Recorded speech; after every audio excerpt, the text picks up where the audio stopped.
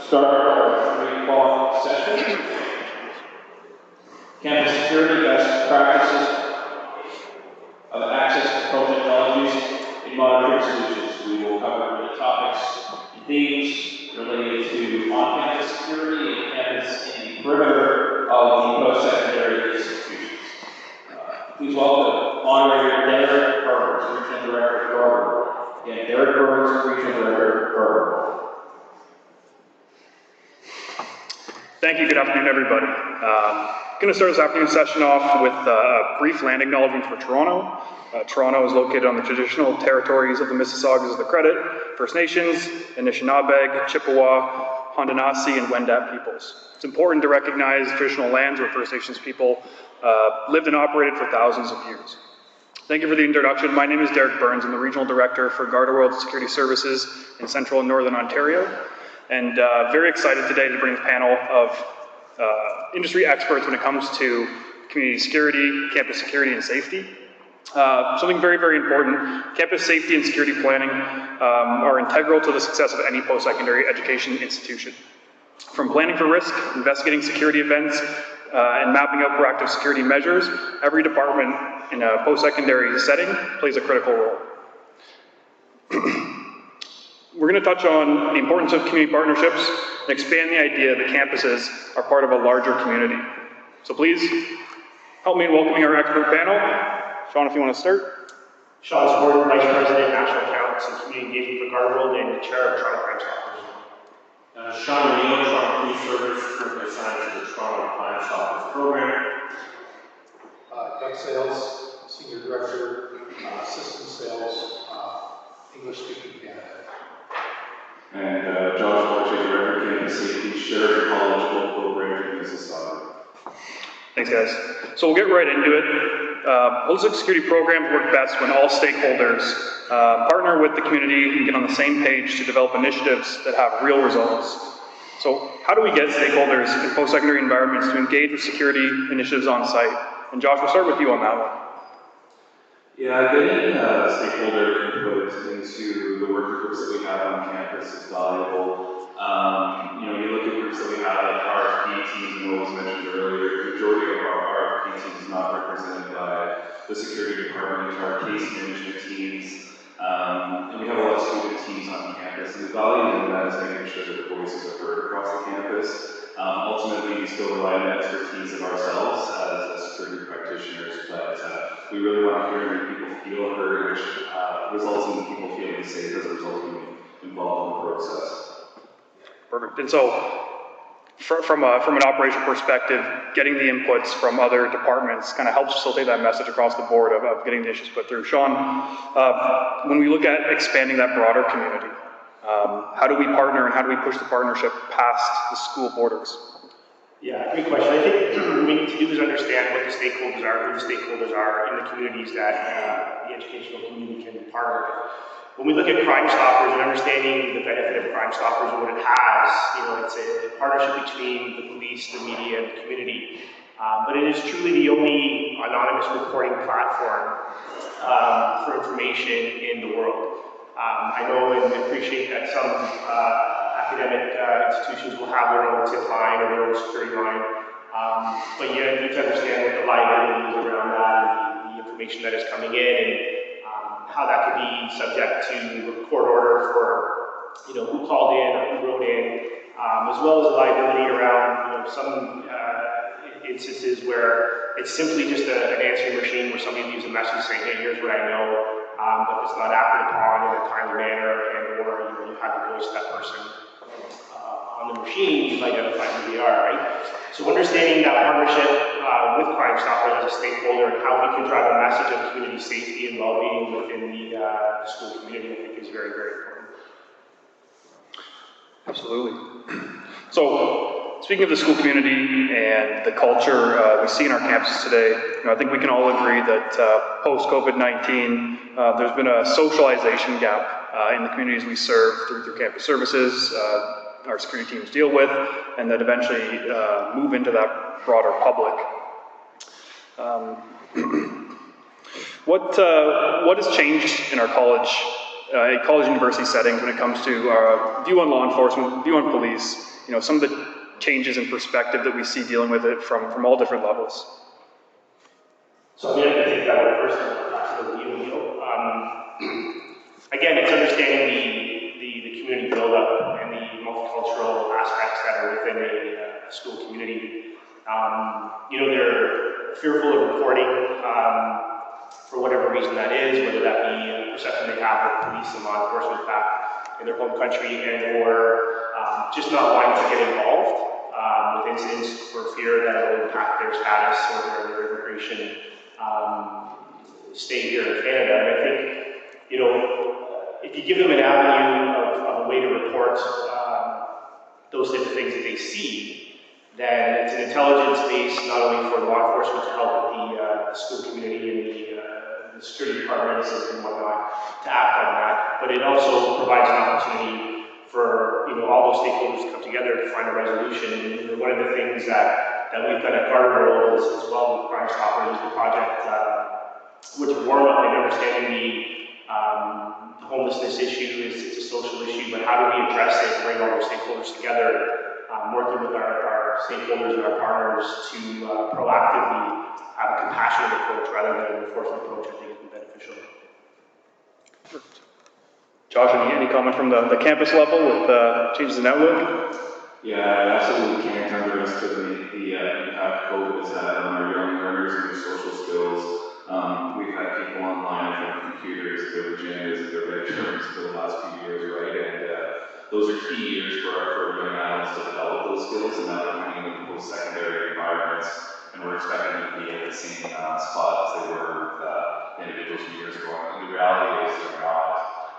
Our cases at our institutions have tripled, quadrupled, and a lot of this is behavior and expectations of norms in society, acceptance of behaviors. We were already managing a lot of things that came as a result of international collaborations with students and getting used to Canadian culture. Now it's really a big home. So if you think that your own institutions are getting hit hard, it's a lot of us. And so ultimately, we're wanting to make sure that we achieve student success. We're upping our complements in our security departments, our conduct departments, our counseling departments, our care teams, our wellness teams, and we're making sure we have extra touch points to correct those actions to still have student success. So there's been an impact, and we'll probably see this impact for a few more years before we find some sort of calm again. So I love that answer, and a key takeaway for me in that, right, is the socialization piece of that. As somebody just past the post-secondary age, I see it reflected in the community a lot. And having kids coming up to that age, it is very clear that a change has happened, and I feel COVID was a big proponent of that. And speaking of the perspectives on a campus setting, we talk about students. In recent years, we've seen a flurry of social justice causes come up, and a few strong outlooks in certain groups about challenges on enforcement kind of model. I'm curious to see how that's affected the post-secondary level as far as maybe the viewpoints of security or law enforcement, not just on a campus setting, but the broader community that it eventually bleeds out into. So Josh, let's start with the campus side, and Sean, maybe your thoughts on the community side. Yeah, I was glad to go to what Sean mentioned earlier. It's the cultural reporting, making sure there's not a stigma around that, building those relationships.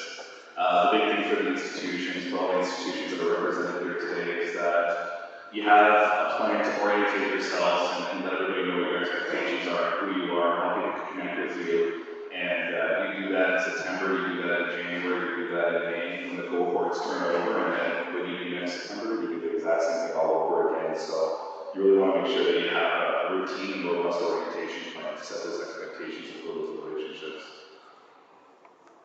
You want to take something on for Toronto Police? Thanks, Sean. So once again, my name is Sean from Toronto Police Service, currently assigned to the Crime Stoppers program. From a policing perspective, the biggest thing that I would say from the experience that I've had up in James Finch corridor is at York University, for example, identifying what events really need to have police present, what security in-house can handle, and what a student body can handle. So really it boils down to community policing, finding out the issues from the student body, from the staff, what are their needs, what are their wants, and that's by working in collaboration with the security, with the student body up there as well, and developing that word trust amongst all of us. Love it. I think, you know, again, we typically see from the student perspective, you know, their tendencies at campus, their conduct will continue outside of school, whether good or bad. And so it's an interesting point that, especially in the New York region, seeing some of the strategies we use to address that. Understanding, again, the perspective of students in today's culture at the schools, incorporating with that outlook. I want to get a little bit more into kind of the physical geography of the campuses. While campuses host a wide array of large areas made for social gatherings and spaces to accommodate, I'd like to know, what are some of the challenges with the environmental layout of some of the schools? So Josh, you said you have there's three campuses with Sheridan College. From a SEPTED perspective of how it's laid out, some innate challenges with design, what do you think some of the challenges are, at least for you locally there? Yeah, unfortunately, SEPTED probably doesn't get considered as much when we're building our facilities, and sometimes we're talking about afterthoughts and the technology side of things. We're talking about the cost of implementation of solutions as opposed to during a project. But I mean, ultimately, you need to know your spaces, you need to know what the surveillance is, what the vibe of the spaces. There's definitely activities that we put at different campuses based off of the type of activity, the crowd it attracts. Knowing that you have natural surveillance, a few key concepts, putting your risky situations and events in safe spaces, putting your safe events in less desirable locations, because then you can manage the risk a little bit more. Because it's a calculation of risk at the end of the day. And if you don't have what you should be having is a use of space policy, typically for non-academic purposes, and that lets you also vet the people coming in and have a policy that supports that. Figure out what your risks are, and essentially at the end of the day, approve it or not approve it, right? Other thoughts? Yes? Yeah, no, I think I agree. It all comes down to the level of risk. When you hold an event, have you completed a risk assessment? Do you understand the environmental cues that are around you? Do you know the crime trends that are happening and all those other sorts of things in the environment? So I think having a risk assessment completed on any type of event that you do is probably a good point to start there.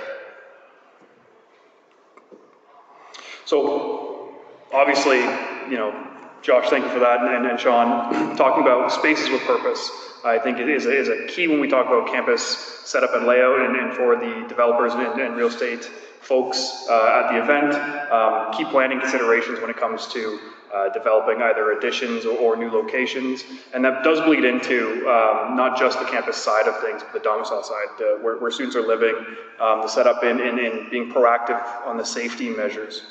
So, as a guarding company, as an institution, as an community organization, we do leverage technology quite a bit and in different ways.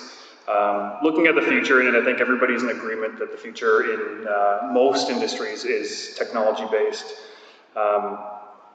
What future best practices can we look forward to as far as something that's going to make real difference in campus security level and impact to the community that we're trying to serve? And I'll start with maybe, again, Josh, just from a boots on the ground perspective of what you know, Sheridan's currently leveraging, what you'd like to see, and what maybe you look for in a partner that they can provide.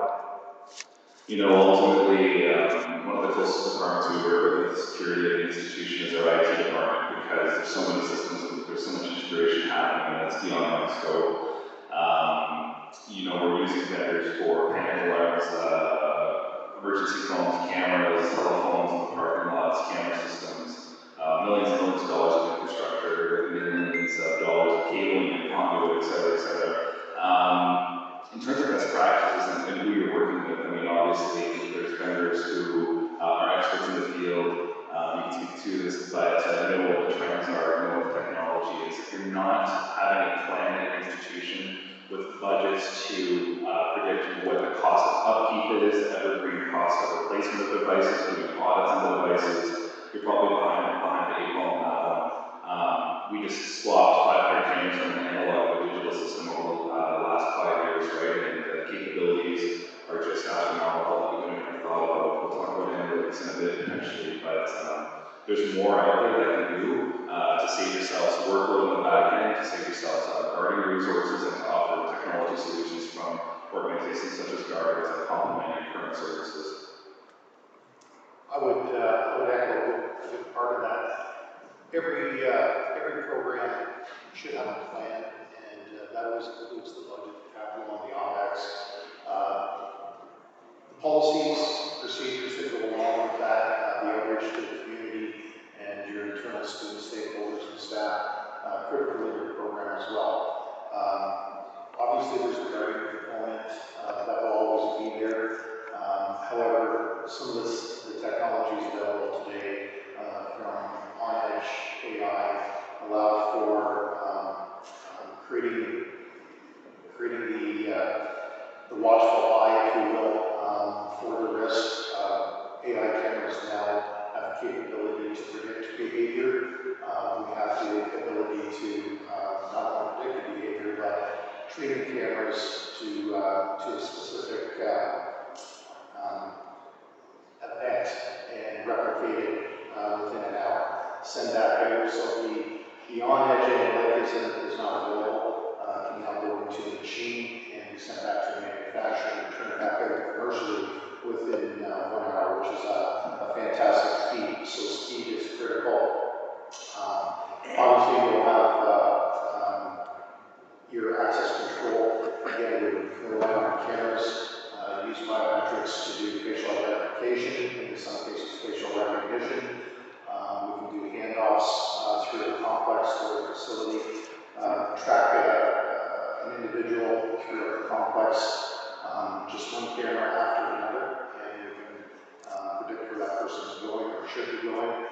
If that is a situation where it's unwanted on campus, then you're leveraging some security and safety to the guard who's able to apprehend the individual based on knowing exactly where they're going. Obviously, you're going to have intrusion detection, and obviously lighting, often overlooked, is loss prevention lighting in the key high-risk areas. I love that you added the lighting piece. Anybody that's taken any education in SEPTED, one of the first kind of principles is adequate lighting, open spaces. So glad to hear that. One thing I do want to touch on, and we kind of heard a bit about it in an earlier session, is the phenomenon we've seen lately with not only rideshare programs, but also with food delivery services. I think somebody in a previous session had mentioned that. From a security perspective and a risk perspective, it not only opens up a different can of challenges when we have unknown non-student personnel entering the campus site at odd hours at times, but from a community safety perspective as well. And so maybe let's talk about some of the impact of the rise in food services coming to site, some of the tools we've used to kind of manage that, and again, some of the community partnership programs that are in place currently and could be leveraged maybe to a better degree. So we see that a lot of Sheridan, I think, with going back to you, Josh, but with some of these rideshare / food delivery companies coming on campus at all hours. What are some of the challenges you've dealt with there regarding that? Yeah, I think understanding is coming into campus, setting a safe space for that. I'm going to go even a little bit further. You're talking about the changing sales and setting a safe space on camera for you to exchange information, labeling your property, the use of the property, kind of set that principles again, identifying the purpose of the space. There are times that you have to start investigating, visitor control policies, ensuring that students are in certain spaces, which is difficult because our institutions are working with the public. We want the public to come in, but there comes a point that we have to balance the success of the students and the safety of the students with those on site. So visitor control, access policies, swiping your card in, always having your ID on you, giving security capability, the authority to remove people from campus if they need to, ultimately ensuring that you have that safe campus. From a rideshare perspective, we talk about the integration of parking as well and access to those lots. Doug, I wonder, from a technology side, what innovative solutions do we see nowadays that could maybe help with mitigating certain accesses in parking lots or anything like that along those lines? Parking lots, always a challenge. I guess at the onset it's missed in terms of planning. The best advice I could give probably would be to plan for a 25% expansion for security needs in the future. Cabling and conduit for parking lots, for example, makes the solution very cost prohibitive. So many times, the camera is the answer or the code loophole is the answer. However, it's cost prohibitive to trench and open up and do your installation. Industries responded, the manufacturers have responded, where solar and Wi-Fi solutions can now assist with that and remove some of the costs. But again, there's now another investment in different technologies, and sometimes those technologies, when they're on top of each other, start to create a pretty large expense as well. Mobile and portable solutions are probably going to be part of everybody's security program in the future. So on that point, an interesting point you raised, the cost of cabling and the restrictions of budgets. Just a ballpark and more an opinion question. What would you say the cost difference would be to implement a security system after a building's been built versus before it's built? Sometimes, so it's 2 to 3 times more, plus the disruption to the business. But even if you look at this hall, would you really want to start to cable this hall? It's not practical. Aesthetically, it's not pleasing. No one would want conduit running through alongside any of the woodwork. So your solution then has to become Wi-Fi. And again, that can get somewhat costly as well. So, understanding the importance of obviously technology, security planning, risk assessments, and obviously the community and perspectives. Again, the future is in technology for the most part, innovations, and how they complement each other. My question for the entire panel is, how do we get technology, community, and student organizations, all the partnership and intersect when it comes to technology in the future? Like, where do you see, the technology kind of supporting all 3 initiatives when it comes to community partnership, student safety, as well as the technology integration that will naturally develop? So, start with, who wants to pick it up? Sure. Go ahead, I would say that the willingness is certainly there. The technology is certainly available from a commercial perspective. Within the community, we all have cameras, some have access control, some have intrusion. Privacy sometimes is the impediment. What can we share? Who can we share it with? And then awareness. You don't need technology for open communication with your stakeholder group, right? It can simply be your town hall meetings with your students, your staff, and the immediate community surrounding the university. Yeah, I'll kind of add on to that. Is I think bringing all the stakeholders together and making sure that they understand why technology is being used, why physical security is being used, and then the partnerships and explaining the partnerships that you have within the community. I think when everybody comes together and fully understands what is trying to be accomplished, I think that's where you'll get buy-in, because that's the biggest nexus there is to get the buy-in. And then everything else after that should be pretty smooth sailing. One of the challenges is that sometimes people are looking for what's the return on investment going to be, and the reality is that sometimes we provide services or mitigate risk, and you don't see that return. And there's significant amounts put into that, and ultimately that's kind of the work that we're doing at the end of the day. How I relate it to some institutions sometimes is when we talk about access control during COVID times. What did you do? Did you have a security guard at the front door? How long were they there for? 2.5 years? How much did you spend on that? $100,000, $200,000, $1 million, $2 million? And looking back in hindsight, if you knew this was going to be as long as it was going to be, and you instead put in a technology solution in some of those locations and reduced guarding costs and still had that technology solution, which you have done, and I think the answer for the most part is yes. And that return on investment is, going back down to the first questions, engaging with your counterparts, getting a buy-in, making them feel like they've had that engagement in the process and their voice is heard, and it's a win-win at the end of the day. So that's kind of what I'm talking with our team about is what's going to happen during the next COVID and how we're going to better manage that. Yeah, and it definitely changed precedent on a lot of the ways that not only schools, but a lot of organizations looking to employ security as a measure to protect either infrastructure or process in regards to screening. It really did kind of change the game in that sense. Relating it back to kind of campus cost and you know, some of the implications of maybe not having a robust security program at a school.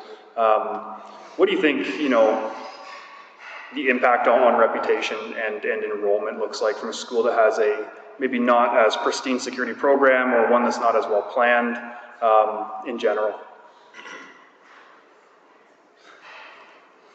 I think it comes down to risk versus liability, right? What's the risk, what's the liability? I would imagine, and Josh can answer this, but I think if one academic institution is perceived to be safer than another, you might have more folks going to that school than the other one, but it does really come down, weigh the balance between the risk and the liability, and then obviously the reputational damages if something should happen, you didn't have a plan in place. Yeah, it's a risk calculation at the end of the day, and I'll be clear, there is no appetite for student risk within our institutions. Everything we do is a calculation, and ultimately, yeah, parents and students are looking at where their children can go. That's a safe place to go. And we want to stand out right from the rest. We want to have that community engagement and have those secondary set of benefits from creating social relationships and having events on site, but doing that calculation to determine if it's feasible and if it'll create relationships or if it'll create risk. Thank you so much. So, all in all, there's a direct correlation with campus success and security programs on site. And as we discussed, you know, more or less, the campus goes beyond the community of an organization or school. It goes into the broader community. You know, students live lives off campus as well. And so the support that we see from a security perspective typically will follow them where they go out into the community. For now, it's all the questions I have, but I would like to open it up to the audience if they have any questions for the expert panel here. Yeah, you mentioned something about on edge on camera. What does that mean? So the analytic is actually built in to the camera itself, so it's not going through the machine, it's not going through a network. The entire storage happens right on the camera. Actually, this is the stuff that excites me. Like IT is over my head sometimes, but the analytics that we can build into our cameras, we're talking to partners like Garda and saying, you know, we have 48 staff on site, and at any given time, 15 of those staff are on duty. 15 staff versus 800 cameras that can now tell you when a space is over capacity because it sets parameters of how many people are to be in that space. Cameras that can tell you when somebody has fallen because they've gone from vertical to horizontal. And analytics tell you when a package has been left in an area for an extended period of time because you set those analytic parameters. Analytics that can tell you when somebody's in a parking lot going from car to car to car to car because that's a regular activity. I mean, that's an extra for us. 800 sets of eyes in an institution that through the digital technology is notifying us as soon as those things happen.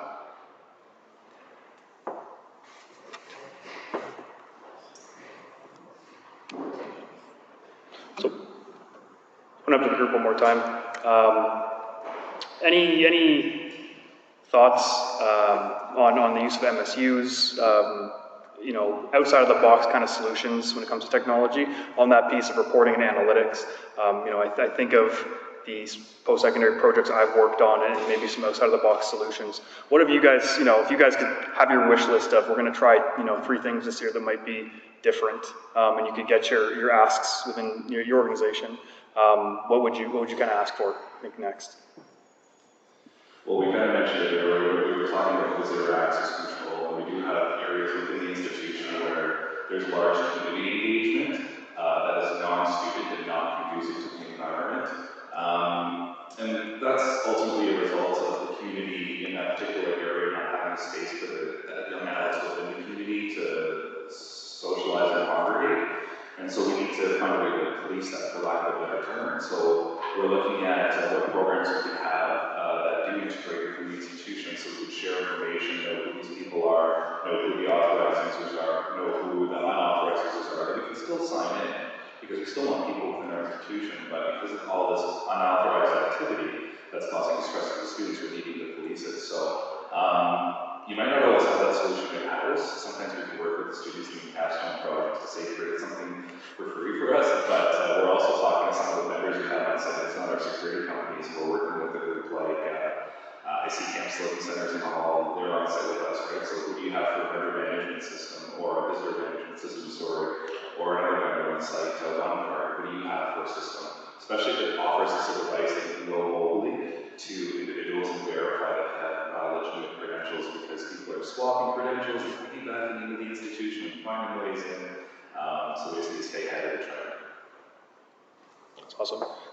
Any take-home messages for everybody, listening from a community partnership perspective, campus security and safety perspective, you want to share with the group, Sean? I think from a community engagement perspective is understanding the stakeholders that are in your area and your community that can be there to assist. As Crime Stoppers, as I said, I think it's a valuable tool not only for intelligence gathering, but safety and well-being in the school environment, but also, as you said earlier, it expands beyond the school environment into the community that is adjacent to it, right? So I think those stakeholders and community, organizations are key to some success. Yeah, absolutely, Sean. Building the relationships within the student body, staff, security, as well as your local police service is so crucial in helping the students succeed and move on through the years as their state is there. I think that the future would look very, very exciting from a security technology viewpoint. More and more we're leveraging robotic dogs to do patrols as opposed to guards. At a recent trade show, there's a 6-foot robot standing in the aisles, dancing and communicating with everyone. How do they do it? Well, it's managed, the cameras are the eyes, and it's managed from a SOC, Security Operations Center. More and more people are managing video as opposed to passively putting in a video system and just relying on that for investigative assist after the fact. So the industry is moving in a proactive manner. It's going hybrid, so regarding our technology and obviously the awareness and communication. But as the technology continues to evolve, our appetite for that information, the analytics and the trending, so that we can anticipate incident management and know where to apply the resource. It's a fantastic opportunity for the schools to invest in that technology and work smarter, not harder on the security program. Yeah, another way to sum that up is doing more with less now, and that's a very quick summary for all the answers that go into that. But even though we're trending towards technology, security is always looking to be front-facing customer service interaction. Your security team is still an extension of your institutions. They know just enough about your institution after hours when you're not here, so they can send people in the right direction. We want to make sure that we hold that close. Talking about community relationships and partnerships, so Sean said it earlier, you're identifying who your community partners are, whose operations will be impacted given a significant event at the site. And I'll get a quick shout out to, that's not represented here, but the Square One group beside Mississauga campus managed by Oxford Properties and Jamie Raymond. I mean, she's identified who the major stakeholders are in the Mississauga area. We have sharing security, we have Oxford Properties, we have police, EMS, with City Hall security, City Hall and transit. And I mean, that just creates those relationships, those bonds, those lines of communication, opens opportunities down the road, which has led to a relationship that we have with the police services, with our camera systems, that they have a username and login. That is something significant enough what's happening in the area that they log in and monitor or do some footage review. Secondary benefits, absolutely. In fact, we're monitoring a peaceful protest right now in Mississauga in conjunction with 3 of those groups. So I mean, this is just continued relationships. Fantastic. Gentlemen, thank you for joining me today. Appreciate the insights. And if anyone has any questions, we'll be around. Don't be a stranger. Come over and say hi.